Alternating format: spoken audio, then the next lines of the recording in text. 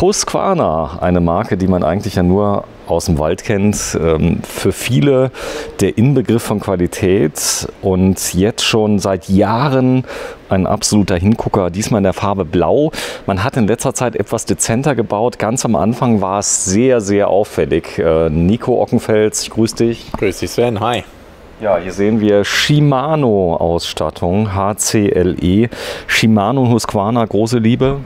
Große Liebe, ja. Schon seit Anfang an stattet Husqvarna seine Bikes immer mit Shimano-Antrieben aus.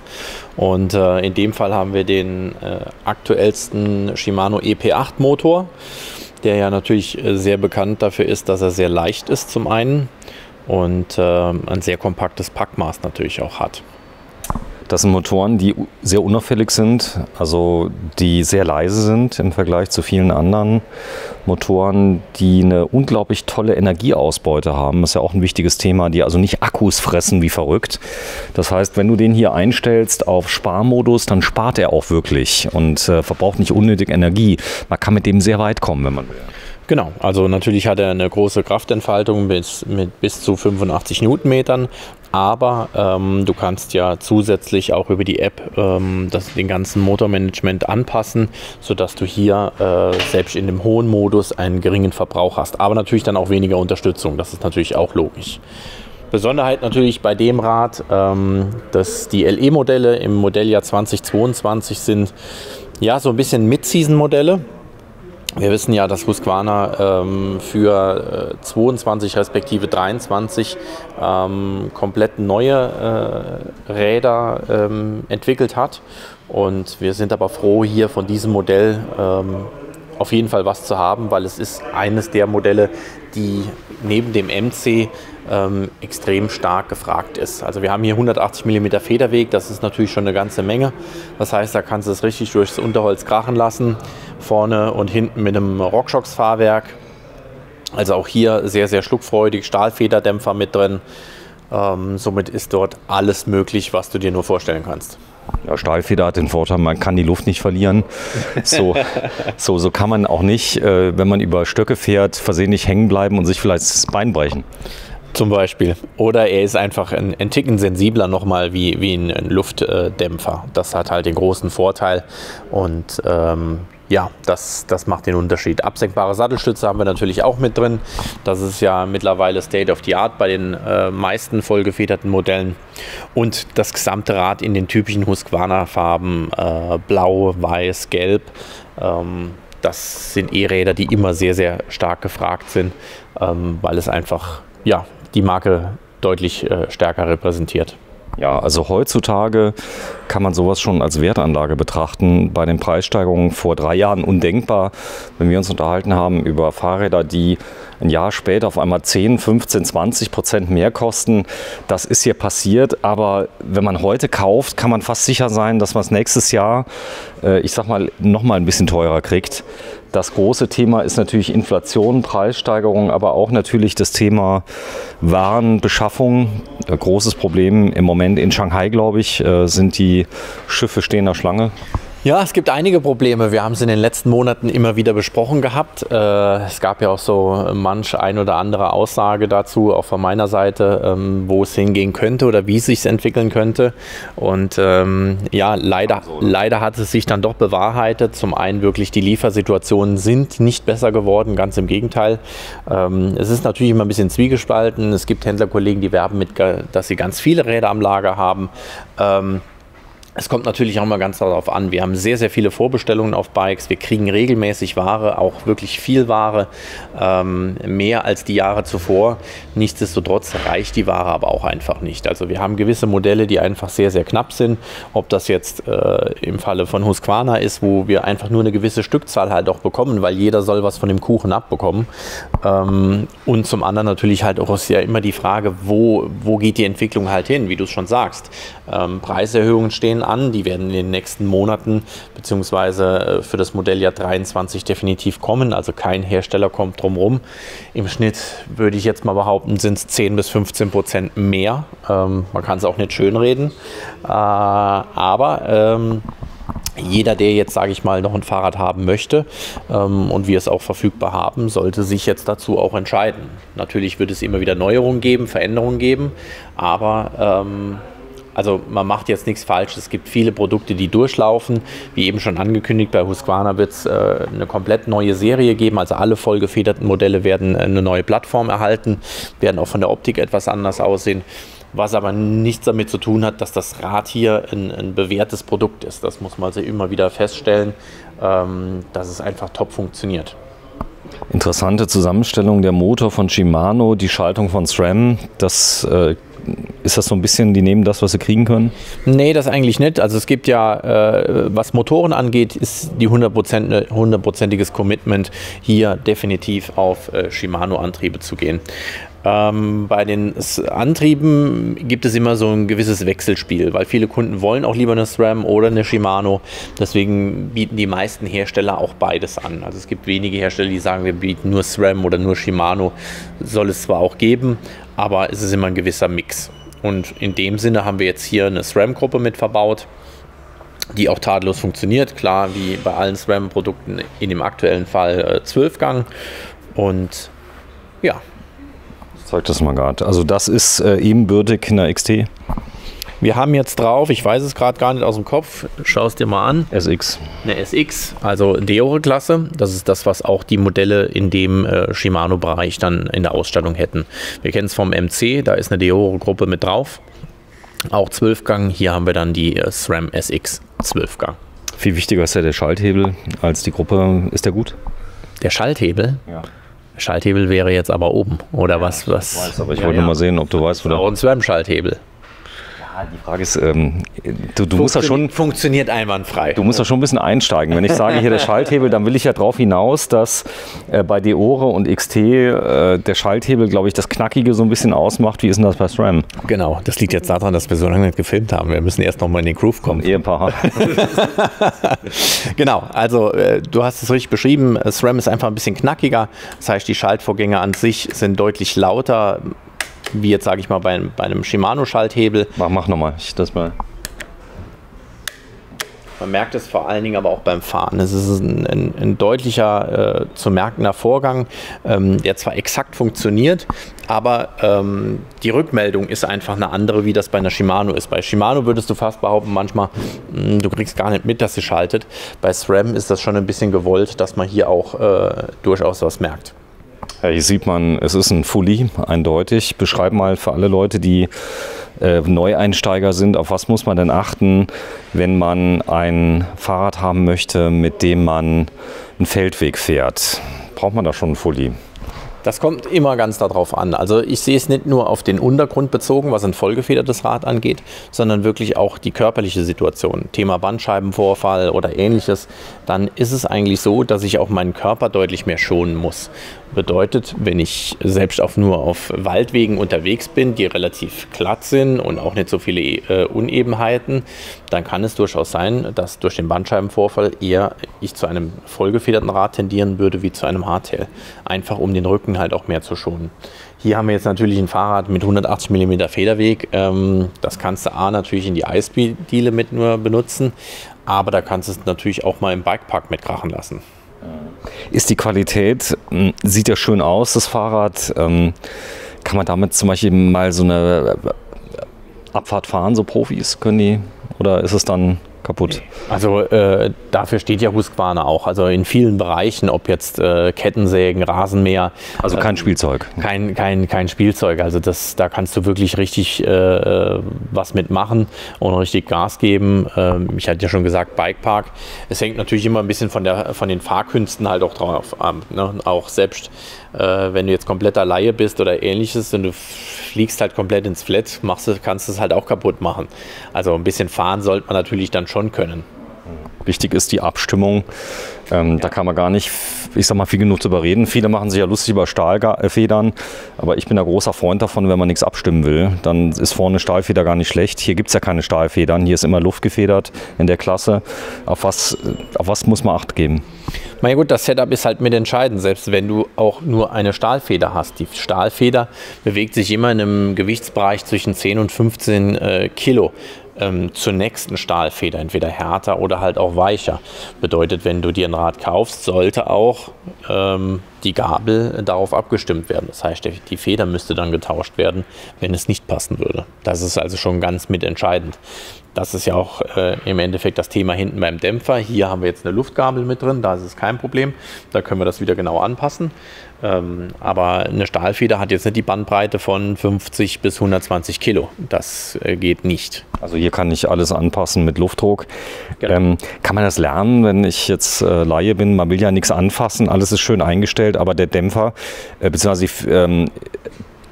Die Gabel vorne kann ja auch Luft verlieren im Laufe der Zeit. Richtig, also gerade wenn das Rad steht, ist es eher schlechter, wie wenn es bewegt wird. Das ist wie mit jedem Reifen halt auch. In der Bewegung ist der Luftdruckverlust nicht so hoch, wie wenn ich, sage ich mal, das Ganze 3 Monate in den Keller stelle.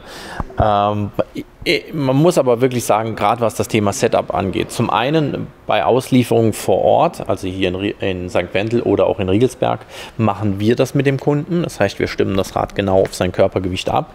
Im Versandbereich ist es so, dass wir durchaus halt auch fragen oder besser gesagt der Kunde auch angeben kann, dass er ein Setup gerne hätte, ich sage jetzt mal für 80 Kilo. Und dann machen wir das natürlich auch gerne vorab. Das Feintuning kann er immer noch mit uns telefonisch auch besprechen. Da ist sowohl die Werkstatt als auch der Support da, um ihm da zu unterstützen. Nichtsdestotrotz gibt es auch genügend Magazine oder Ähnliches oder auch die Hersteller, die eigentlich in ihren Beschreibungen schon angeben, wie so ein Rad abgestimmt wird. Aber das Setup ist das A und O mit jedem vollgefederten Rad, egal wie viel Federweg es hat. Ja, man kann für wenig Geld im Monat kann man das Fahrrad schützen. Verkauft ja mittlerweile immer öfter, weil es eigentlich ein Muss ist fast. Es ist sogar der Verschleiß mit abgedeckt. Wenn man das mal richtig rechnet und ordentlich unterwegs ist, rechnet sich das auf jeden Fall. Das heißt, wie bei euch die Versicherung? Das ist die Wertgarantie. Bieten wir jetzt schon länger an. Ist mittlerweile extreme Steigerungen auch drin. Natürlich, dass wir es auch ein bisschen mehr bewerben, dass die Leute es mittlerweile auch kennen. Mittlerweile kommen die Kunden auch und sagen, das möchte ich aber auch gerne auf jeden Fall haben, ohne dass wir es schon genannt hatten. Vorteil der Wertgarantie ist einfach, dass es eine Versicherung ist für 3 Bereiche. Zum einen das, was, sage ich mal, die meisten betrifft, der Diebstahl. Natürlich möchte keiner sein Hab und Gut verlieren, aber wenn es dann mal weg ist, wäre es natürlich schön, wenn es versichert ist. Das ist der eine Baustein, gilt dann auch europaweit. Gerade im Vergleich zur Hausrat muss man da immer natürlich auch vergleichen, was ist der Unterschied, was bietet mir die Hausrat. Der zweite Baustein ist der Unfallschutz. Bedeutet, wenn ich jetzt selbstverschuldend irgendwo stürze oder ich habe ein Auto übersehen oder keine Ahnung was und habe einen Schaden am Rad, übernimmt die Versicherung das auch. Ausgenommen ist der Bikepark. Und der dritte Baustein ist quasi die den kompletten Service bzw. den Verschleiß. Also Service nicht, sondern nur der Verschleiß am Rad. Sprich Kette, Kassette, Reifen, Bremsbeläge. Akku, ja, würde auch als Verschleiß irgendwann zählen. Das wird natürlich ein bisschen dauern, aber vorrangig, sage ich mal, alles was Antrieb angeht, Bremsbeläge, Reifen auch. Ja, ist dort mit inkludiert. Das heißt, ich habe 3 Bausteine. Schaltung auch. Genau, die komplett mit abgesichert sind. Also wichtig ist der Diebstahl, da haben ja viele Angst vor. Jetzt kaufe ich mir so ein Fahrrad für 5.000 Euro. Was ist denn da versichert? Der Zeitwert? Es kommt immer darauf an, wann man einsteigt. Also wenn wir das Rad jetzt, sage ich mal, versichern, mit einer Wertgarantie ist es 100%ige Erstattung. Was zahlt man ungefähr? 15 Euro im Monat? Bei dem Bike in der Preislage liegen wir, ich glaube, bei 190 Euro. Im Jahr? Im Jahr. Im Jahr. Und da ist der ganze Verschleiß mit drin. Das heißt also, angenommen, die Bremsbeläge sind runter, die kosten alleine, ich glaube 20 Euro oder was kosten die? Zum Beispiel, ja. 20. Bremsscheibe. Genau, Bremsscheibe. Kette, Kassette, da wird es dann schon ein bisschen teurer. Also Kassette liegen wir dann schon bei 130, 140 Euro. Und natürlich zu bedenken, auch alle Komponenten werden teurer in den nächsten Jahren. Ne? Also gerade in dem Zuge, wenn ich jetzt hier noch eine Versicherung abschließe, nehmen wir es mal ein Beispiel der Kassette. Vor der Pandemie lag die Kassette bei 110 Euro. Jetzt liegen wir schon bei 130 und ich glaube, im nächsten Jahr sind wir schon bei 140, 145 Euro. Ja, ist ja nicht schlimm, es verdient ja auch jeder mehr jetzt. Tja, wenn die Inflation nicht wäre, ne? So ist das. Ja, mach mal an bitte, dass wir mal gucken. Das Display ist sehr, ich sag mal, minimalistisch. Das ist genau das, was die Leute wollen. 2 große Tasten für die Unterstützungsstufe. Gestartet wird hier, ne? Startknopf. Da ist der Startknopf wie beim Auto.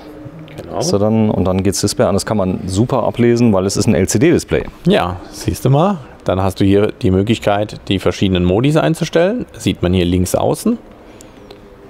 Ist ja unspektakulär, oder? Ist relativ unspektakulär, aber ich sage jetzt mal mit 180 mm Federweg, da willst du auch nicht so viel Display gucken, ne? Weil dann guckst du lieber nach vorn, was da passiert. Das Untermenü mit den verschiedensten Funktionen, Tageskilometer, Gesamtkilometer, hier dann auch mal Reichweite. Irgendwie habe ich Schärfeprobleme bei dir. Ich weiß nicht warum. Warte mal. Bin ich nicht scharf genug? Nee, irgendwie das Display, keine Ahnung. Das macht dauernd hier. Aber liebe Leute, seid nicht böse. Schreibt an Sony. Jetzt geht's. Jetzt habe ich ein bisschen mehr Kontrast. Das Display auch unspektakulär. Geht selten kaputt. Ja, also wenn man jetzt nicht stürzt oder sonst irgendwas, aber die Displays funktionieren alle sehr, sehr So gut. von alleine einfach mal dauernd Ausfälle. Also wenn mal vielleicht irgendwo Wasser eingedrungen ist, aber dann ist immer die Frage, was ist vorher mit dem Display passiert, ob ich da jetzt den Dampfstrahler dran gehalten habe, ob ich es hinten am Heckträger hatte, bei strammer Regenfahrt. Also man muss da mal ein bisschen abwägen halt auch. Aber generell haben wir da eigentlich keine große Anfälligkeiten. Ladebuchse haben wir noch nicht gezeigt gehabt, also natürlich auch hier von extern ist das Laden möglich. Es geht auch in der Batterie, ne? Ja, geht natürlich auch in der Batterie, ist also auch kein Problem. Die Batterie, mach mal vorne den Deckel ab, du musst den nicht rausnehmen. Einfach mal zeigen, da ist die Batterie integriert im Rahmen. Das ist ja heutzutage schon State of the Art. Als wir begonnen haben zu drehen mit Husqvarna, war das noch nicht überall so. Da kam das gerade erst mit den InTube-Akkus. Genau, also da hatten wir zum Teil noch verschiedene andere Varianten, wobei hier das System eigentlich bei den vollgefederten Modellen schon immer ähnlich war im Aufbau. Aber was sich ein bisschen geändert hat, ist der Mechanismus, das heißt die Fixierung des gesamten Systems mit dem Riegel hier, das hat sich schon mal ein bisschen verändert, ne? Oder auch die Stellknöpfe. Das ist eher besser wie schlechter geworden, so will ich es mal ausdrücken. So, das heißt, ich kriege ein ausgereiftes Rad. Drehen tun wir heute am 7. Juni 2022. Hast du ganz viele bekommen? Ein paar hundert? Wie ich schon gesagt habe, es ist immer ein Tropfen auf dem heißen Stein. Es kommen laufend Räder, ja. Aber nochmal, wir haben viele Kunden, die einfach vorbestellen. Und dann ist natürlich derjenige, der jetzt zuerst bestellt, bekommt dann halt auch zuerst. Also es sind wirklich so, dass wir aktuell sagen müssen, 80% der Räder, die kommen, sind halt dann durchaus auch schon weg.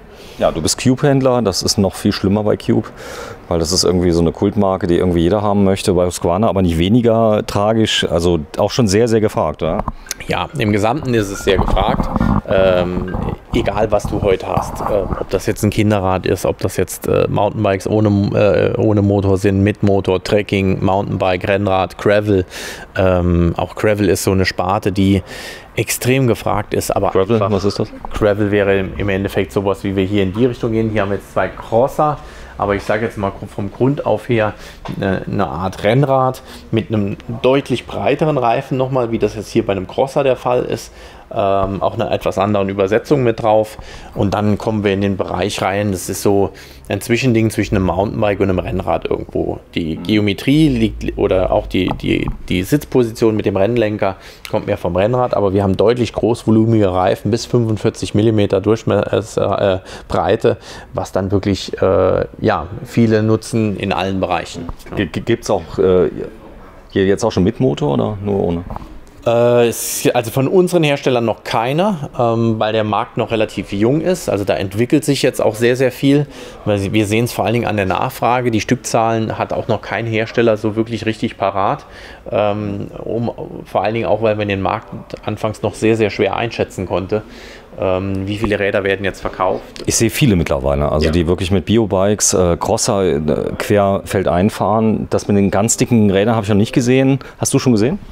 Ja klar, also auch Thema, wenn du hier guckst mit den Kompakträdern, ist genau ein ähnliches Prinzip. Ne? Also irgendwie gab es sie mal, dann wieder ein bisschen weniger. Jetzt gibt es viele Hersteller, die drauf gehen. Also jetzt und man sieht sie natürlich auch jetzt dann im Straßenverkehr, dann stärkt das die Nachfrage. Genau. Ja, wir sind bei Recycle. Ich zeige mal gerade hier in diesem sommerlichen Stuhl. Unbenutzt, weil wir keine Zeit haben, uns hinzulegen. Ich glaube, der kam auch aus einer Aktion, oder? Die hatte ein Gewinnspiel, glaube ich. Nein. Hast du welche bestellt?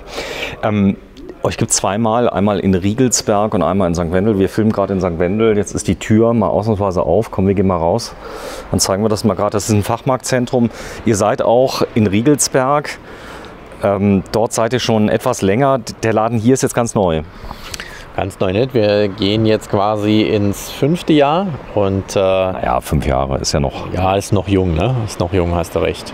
Und ja, also macht Spaß hier. Ist ganz anders wie Riegelsberg. Natürlich auch größer. Und der Zuspruch ist sehr, sehr positiv. Wir tun natürlich auch einiges dort dafür, dass wir da immer am Ball sind. Die letzten 2 Jahre waren natürlich sehr, sehr anstrengend aufgrund der Pandemie. Die Nachfrage ist groß, was aber auch sehr, sehr positiv ist. Und ja, es wird spannend, was die nächsten Jahre auf uns zukommt. Wichtig ist der Versand. Man kann bei dir wirklich alle Räder online sehen, die auf Lager sind. Das ist sehr viel Aufwand, aber über den Versand läuft sehr, sehr viel. Und das macht dich, glaube ich, auch sehr sensibel für das Thema schlechte Bewertungen, denn so ein Versandhändler lebt ja davon, dass die Leute ihn gut bewerten. Auf was kommt es denn da an, was du im stationären Handel nicht so hast? Also weil da... Na ja gut, es ist halt anders. Also wir machen das ja bewusst, dass wir nur Räder anbieten, die wir auch da haben. Wir bieten keine Räder an mit Lieferzeiten oder Ähnlichem, weil ich kenne es von einem meiner Händlerkollegen, die einfach jetzt damit werben, Rad kommt im Juli, Rad kommt aber nicht im Juli, kommt erst im August, vielleicht kommt es auch nicht im August. Und dann ist der Ärger groß. Bei einem Online-Kunden noch, sage ich mal, ein bisschen eher, wie das jetzt bei einem stationären Geschäft ist. Wir weisen darauf hin, dass jeglicher Liefertermin, den wir kommunizieren, ohne Gewähr ist, weil keiner gibt heute mehr einen Liefertermin raus und sichert diesen natürlich halt auch zu 100% zu. Aufgrund der Sachen, die vorkommen, ob das jetzt in Shanghai, dass der Hafen wieder lahm liegt, ob das der Ukraine-Krieg ist, egal was, es sind zu viele Faktoren, die es wiederum beeinflussen und wir haben ja ein globales Problem, was die Lieferketten halt auch angeht und das kann auch kein Hersteller alleine lösen. So ist das, ja. Die Öffnungszeiten bei dir hier in St. Wendel und in Riegelsberg? Wir sind von montags bis freitags von 10 bis 18 Uhr da und samstags von 9 bis 13 Uhr. So, Hardcross HCLE von Husqvarna, etwas über 5.000 €. Es ist im Moment zumindest mal, sehe ich eigentlich hier eins. Ich weiß nicht, ob das schon verkauft ist, wahrscheinlich schon. Unten haben wir auch noch eins. Unten ist auch noch eins. Ist schon so. Riegelsberg hat auch noch was dort stehen, soweit ich weiß. Hast du noch einige da? Wir haben schon noch was da. Ist aber jetzt wirklich eine Spotaufnahme heute am 7. Juni 2022. Geht bitte auf wecycle.de. Da findet ihr alle Räder. Ist jetzt mittlerweile auch zu sehen, wo die sind, in welcher Filiale? Nein, noch nicht. Großes Geheimnis, aber dann könnt ihr ja vorher anrufen, könnt sagen, steht das Rad da? Wie ist denn das, wenn ich Samstag komme, bin ein bisschen weiter weg, will ein Rad testen, komm denn und da ist es weg, verkauft. Pech gehabt? Ja, nee, nicht Pech gehabt. Also immer vorher melden, wenn es Distanzen sind oder selbst auch vor Ort. Wir können momentan nicht garantieren, dass jedes Rad auch aufgebaut ist, weil die Werkstatt läuft mehr als nur auf Höchstlast. Auch einige Ausfälle in den letzten Wochen. Ich habe dir eben erzählt gehabt, Chefmechaniker hier, Schlüsselbeinbruch. Das macht es jetzt gerade nicht einfacher in der Hauptsaison. Aber wir am besten immer vorher anfragen und wir schauen einfach, wie wir dort einen Termin zusammenfinden, weil die Frequenz ist momentan halt extrem hoch und wir können keinem sagen, komm am Samstag, weil oftmals ist es so, dass es sich dann eher schon erledigt hat und das Rad vielleicht auch schon weg ist. So ist das. Vielen Dank fürs Einschalten. Nico Ockenfels von WeCycle. Ja, erster Dreh nach sehr langer Zeit. Tschüss. Ciao.